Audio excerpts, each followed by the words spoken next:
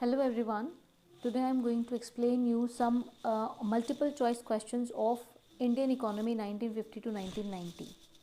किस तरह से आपको आंसर्स देने हैं. Like the question is dash refers to an arrangement by which central problems of an economy are solved. किससे central problem of an economy solve होती है? मॉडर्नाइजेशन से, मिक्स्ड इकोनॉमी से, सोशलिस्ट इकोनॉमी से या इकोनॉमिक सिस्टम से? Economic system से. Economic system is an arrangement जिससे हम central problems of an economy को सॉल्व करने की कोशिश करते हैं. The planning commission was set up in 1950. हमको ये याद रखना है, right? Dash employs use of advanced technology. Advance technology को यूज़ करने का मतलब क्या है? हम उसे क्या बोलते हैं? मॉडर्नाइजेशन. देखो, ग्लोबलाइजेशन में एडवांस टेक्नोलॉजी आती है, बट ग्लोबलाइजेशन में ही मॉडर्नाइजेशन हो रहा है. हम लोगों ने पॉलिसी ग्लोबलाइजेशन, प्राइवेटाइजेशन और ये जो प्लानिंग वगैरह की थी, ये सब क्यों हुआ था? रीज़न ही यही था कि हमारा लॉन्ग टर्म गोल है मॉडर्नाइजेशन का, उसे फुलफ़िल करना है.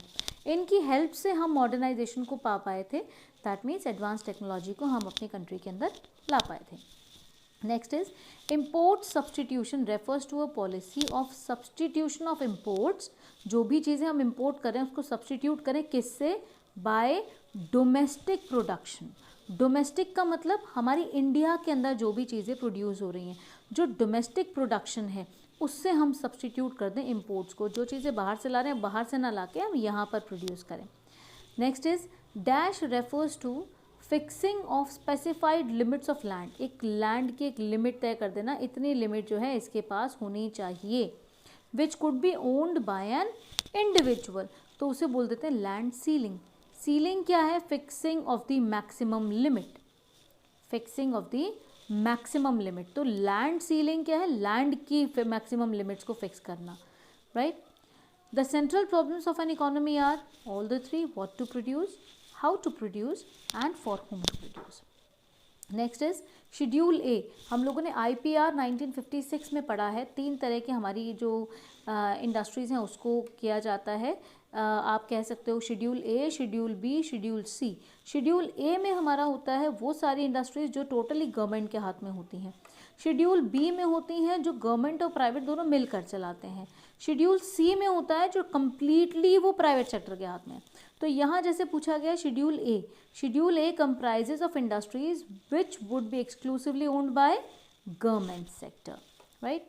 Now let us come to the other question. Other one is objectives of planning in India are. कौन कौन से हमारे लॉन्ग टर्म ऑब्जेक्टिव्स थे? Growth, self reliance, modernization. All of these. क्योंकि कौन कौन से थे? Growth, self reliance, modernization, equity and full employment. तो ये तीनों उसके पार्ट ही हैं. Next is economic system adopted in India is. हमारे इंडिया में जो इकोनॉमिक सिस्टम अडॉप्ट हुआ था वो कौन सा था? Socialist, capitalist, mixed. और मिक्स्ड और सोशलिस्ट दोनों. हमारे यहाँ पे मिक्स्ड इकोनॉमी यूज़ हुई थी. मिक्स्ड का मतलब जहाँ पे प्राइवेट सेक्टर और गवर्नमेंट सेक्टर दोनों मिलकर काम करें. Last, inward looking trade strategy is also known as a policy of dash. Inward looking trade strategy को हम और क्या कहते हैं? 4 ऑप्शंस हैं: import relaxation, import promotion, import substitution या नन ऑफ दीज.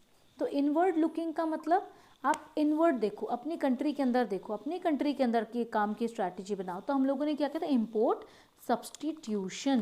कि जिसमें हम लोगों ने क्या किया था? We substitute the imported goods with our domestic production.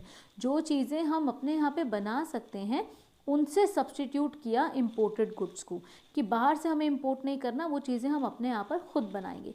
तो इसी को बोलते हैं inward looking trade strategy and import substitution.